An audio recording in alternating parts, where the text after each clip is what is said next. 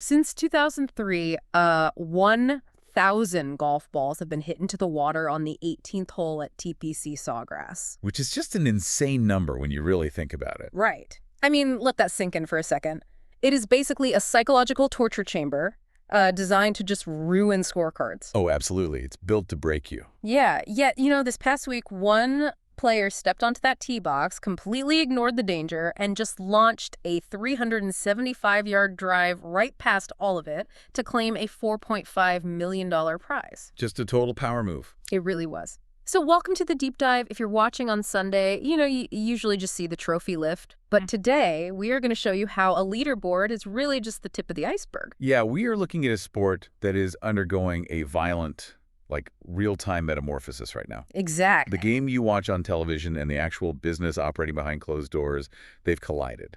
You just can't fully understand the physical attrition happening on the grass right now without understanding the structural engineering happening in the corporate suites. And that is exactly our mission today. We have this massive global golf intelligence report sitting right in front of us. It is dense, too. Oh, very. It covers the critical window of March 9th through the 22nd, 2026. And we're pulling from, official PGA, LAV, DP World Tour, and LPGA leaderboards. Plus, we've got the inside the ropes course data, player medical updates, which are wild, and some highly sensitive strategic industry memos. Right, the leaked stuff. We are going to unpack how a grueling test at the 52nd Players' Championship perfectly mirrors the financial shakeups that are just rewriting the entire global golf ecosystem. Yeah, and the Players' Championship is really the perfect laboratory for this. I mean, TPC Sawgrass was built by Pete Dye with a very specific architectural philosophy. Visual intimidation. Exactly, visual intimidation. It is designed to expose the slightest hesitation in a player's swing. Yeah. And when you look at Cameron Young securing his flagship victory there, finishing 13 under par, it wasn't just a win. It was a massive statement about where the elite game is right now. Okay, let's unpack this, because that 18th hole drive is historic. Young finishes with a staggering 375-yard drive on the par 4 18th. Unbelievable. It is the longest drive on that specific hole in the entire ShotLink era, which that dates back over 2 decades. Yeah, and he did it with Matt Fitzpatrick basically breathing down his neck at 12 under. Right. Historically, players are terrified of that tee shot. You've got water hugging the entire left side. You've got trees blocking the right bailout. I mean, the traditional play is a conservative 3-wood or a long iron, just trying to find dry land. Which is exactly why Young's drive is this masterclass in modern data-driven supremacy. Yeah, the analytics. Right. The analytics of the last 5 years have definitively proven that distance is the ultimate separator in professional golf. The closer you are to the hole, even if you're in the rough, the higher your probability of saving par or making birdie. So he wasn't just running on adrenaline. No, not at all. Young didn't hit that drive out of reckless adrenaline. He hit it because the statistical models literally dictate that overpowering the golf course is the most efficient way to neutralize Pete Dye's visual traps. Wow. He took the water out of play by simply flying the ball past the widest part of the hazard. Which requires immense psychological armor to execute under that kind of pressure. And, speaking of armor, you look at the runner-up, Matt Fitzpatrick. Oh, yeah. The crowds were brutal. They really were. The crowd at Sawgrass was notoriously loud this year, actively booing players who backed off shots. But Fitzpatrick dismissed it completely in his post-round interview. He called the hostile crowd child's play compared to what he faced at the Ryder Cup. It really highlights the mental calluses these top-tier players have developed. Definitely. But mental toughness only goes so far when the course is actively trying to break you physically. Right. Consider the 54-hole leader, Ludwig Uhlberg. He held a 3-shot lead going into Sunday. Statistically, he was in total control. Then he shoots a 76, drops to a tie for 5th, and his post-round assessment was basically just a 1,000-yard stare, and the phrase, the back nine was not good. Just brutal. And the attrition rate is staggering. And it's not just the 18th hole either. I mean, imagine you were Brooks Koepka. One of the most dominant, fearless, major champions of our generation. Exactly. The intelligence report highlights his performance on the famous Island Green 17th hole. Over his last 20 attempts playing that hole, Koepka has lost 17 strokes to the field. That is just wild. He has hit 10 balls in the water. That means almost every single time he steps onto that tee box, the wind swirls, the visual of the island shrinks, and he mathematically spots the rest of the field a full stroke. Yeah, the visual deception Pete Dye built into the 17th hole is fascinating. It really is. Because the grandstands block the true wind direction, right? Mm. And the water creates this depth perception distortion.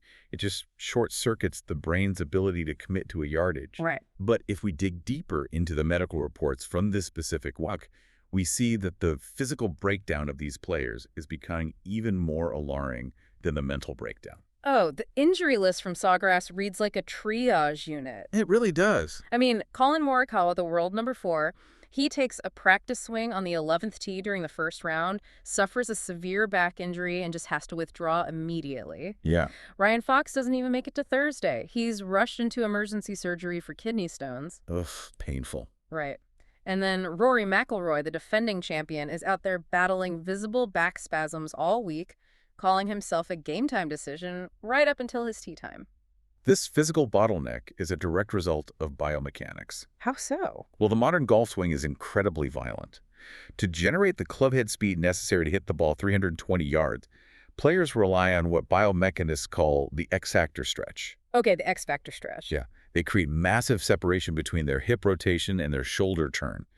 They're essentially turning their lumbar spine into a coiled spring. Wow. And when you combine that immense torque with the sheer density of high-stakes, mandatory signature events on the schedule, the human body just reaches its structural limit. It just gives out. Exactly. The discs in the lower back simply cannot withstand the repetitive shear force. You know, it makes me think about it like a high-speed centrifuge. Oh, that's a good way to look at it. Right. The current top-tier golf schedule is spinning so fast. You have the G-forces of the pressure, the constant cross-country travel, and this violent physical exertion. It is literally spinning players out of the competition. Yeah. With bodies breaking down across the elite tier at this rate, is the current schedule simply unsustainable? I mean, that physical reality is the primary driver behind the boardroom battles we are seeing right now. If we connect this to the bigger picture, the injuries are the symptom. Right? The structural bloat of the traditional tour schedule is the disease. And the executives know this. They absolutely know this. Which brings us to the leaked memo from PGA Tour executive Brian Rolap. Yes. Looking at this Rolap memo, the PGA Tour is proposing a sweeping calendar overhaul for 2026. Massive changes. They are standardizing field sizes to 120 players across the board. That means legacy events like the Sony Open are dropping from 144 players down to 120. Right. They are bringing back 36-hole cuts, but the most radical shift is this introduction of an NFL-style promotion and relegation system. They are actively shrinking the pie to create artificial scarcity. Yeah, it turns every missed cut into a direct threat to a player's livelihood. Exactly. And honestly, the economics of a 144-man field just no longer makes sense for a television broadcast. Why is that? Because a large portion of Thursday and Friday coverage features players who, frankly, do not move the needle for viewership or sponsor value. Harsh, but true. Right. By shrinking the field to 120, standardizing cuts, and threatening the bottom tier with relegation to the developmental tours, you inject unprecedented jeopardy into every single tournament. It forces peak performance and ensures that the broadcast only features the absolute best. But so, what does this all mean? Because while the PGA Tour is building higher walls and actively shrinking its fields to create that scarcity, LIV Golf is capitalizing on that exact moment of transition. They really are. The official World Golf Ranking Board, the OWGR, they finally announced they are awarding world ranking points to LIV Golf for its 2026 season. But there is a significant caveat that LIV is heavily criticizing. Yeah, points are only being awarded to the top 10 finishers at LIV events. Right. And to understand the OWGR's decision there, you really have to look at the math behind their ranking algorithm. The system was originally built on a metric called strokes gained world rating. Okay. And that relies heavily on large field sizes, like 144 players, and a 36-hole cut to establish a statistical baseline of performance. Bolivia operates with 54-man fields and no cuts. Right. Totally different format. Exactly. So the OWGR statisticians basically concluded that while the top 10 players on a LIV leaderboard are demonstrably playing elite golf that warrants ranking points, the bottom half of a no-cut 54-man field just lacks the statistical variance to be accurately measured against the rest of the world. And Levy's response highlights the friction there. I mean, they point out that mathematically, under this new OWGR ruling, a player who finishes 11th in a Levy event receives 0 points. 0. They are treated exactly the same as the player who finishes dead last in 57th place. Which creates a very strange internal economy within Levy tournaments. Oh, for sure. The pressure on Sunday isn't just about winning the individual title anymore. There is now this desperate scramble just to break into that top 10 to secure ranking points. Because those points are the only currency that buys entry into the 4 major championships. Exactly. And the strategic maneuvering, it extends to Europe as well. The DP World Tour just granted what they term conditional releases to 8 of their members who play full-time on Levy. Yeah, guys like Tyrrell Hatton and Thomas Detry. Right, so they can play in DP World Tour events in 2026 without facing conflicting event penalties, provided they pay their past fines and fulfill specific media and sponsor obligations. It's a very pragmatic calculation regarding leverage. I mean, the DP World Tour relies on local star power to sell tickets and maintain sponsor value in European markets. Of course. Banning their own homegrown stars because of their affiliation with Levy was just degrading the quality of their own product. So this release structure requires the players to pay restitution and commit to promotional duties. It allows the tour to reclaim its stars while still maintaining a rigid disciplinary framework. But notice who is not on that list of 8 players. Jon Rahm. Jon Rahm. The biggest European star in the world is absent because he refuses to accept those stipulations. The sources indicate Rahm is actively appealing roughly $3 million in fines levied against him. Which is a massive amount. Yeah. And because the appeal process is active, European regulations allow him to play, but he is fundamentally rejecting the financial and media conditions that the other 8 players accepted. Rahm's situation perfectly illustrates the power dynamics at play here. A player of his caliber generates so much revenue and viewership that he can basically afford to challenge the structural authority of the tours. He doesn't need them to cut him a deal. Exactly. He doesn't need the conditional release. He has the resources to legally challenge the fine structure itself. So are we watching the sport simultaneously contract and unify? I mean, the PGA Tour is actively contracting its fields to consolidate value, while the DP World Tour and LIV are finding these loopholes to share top-tier talent. The sport is undeniably unifying at the very top for the superstars, but it seems to be actively fracturing the middle class of touring professionals. That fracture becomes incredibly clear when you look at how these boardroom strategies are actually playing out on the grass globally. The talent density at the top is producing just absurd scoring metrics. Okay, here's where it gets really interesting. Let's fire through the global results from this mid-March window. Let's do it. Stateside, Taylor Moore wins the Valspar Championship at 10 under par. But look at the Livy Golf Asian swing. Bryson DeChambeau wins a playoff in Singapore at 14 under par. Impressive. And that was immediately following Jon Rahm shooting an astonishing 23 under par to win in Hong Kong. I mean, how does a player dismantle a professional course to the tune of 23 under par? It comes right back to that data-driven supremacy we saw with Cameron Young. Okay. The Hong Kong course is relatively short by modern standards. It's tightly routed with small greens. Traditionally, it requires precision shot making. Right. But Rahm possesses a unique physical profile. He generates tremendous power with a very short, compact backswing. He was able to hit driving irons and 3-woods off the tee, keeping the ball in play while leaving himself a lob wedge into almost every green. Wow. So it's a completely different game for him. Exactly. When a player with Rahm's touch is hitting wedges while the rest of the field is hitting 7-irons, a 23 under par total is just the mathematical result. And the DP World Tour was right there in the Asian market as well. Marco Penge wins the Hainan Classic in China at 17 under par, but the golf itself was almost overshadowed by the massive business news tied to that event. Oh, the DP World extension. Yes. DP World, the global logistics giant, officially extended its title sponsorship of the European Tour for another 10 years, securing funding all the way through 2035. And the timing of that 10-year extension is the critical detail here. The PGA Tour and the DP World Tour currently operate under this strategic alliance, which involves revenue sharing and operational coordination. All right. However, the contract contains a break clause that can be activated in 2027, and the PGA Tour has signaled intentions to renegotiate for more favorable terms. I look at the DP World Tour right now as basically the ultimate geopolitical swing state in professional golf. That's exactly what they have. Right. The PGA Tour is trying to pull them closer to maintain a unified front. LIV is actively courting their top players. By securing this massive, independent, 10-year funding extension from a logistics conglomerate, the DP World Tour just built a massive financial moat. They did. They don't have to negotiate from a position of desperation in 2027. Exactly. Autonomy in professional sports is entirely dependent on guaranteed revenue. That sponsorship extension gives the European executives the leverage to walk away from the PGA Tour if the renegotiation terms are too aggressive. Or to demand higher premium fees from Livy if they want to co-sanction events. Precisely. Man, it is exhausting just tracking the corporate maneuvering.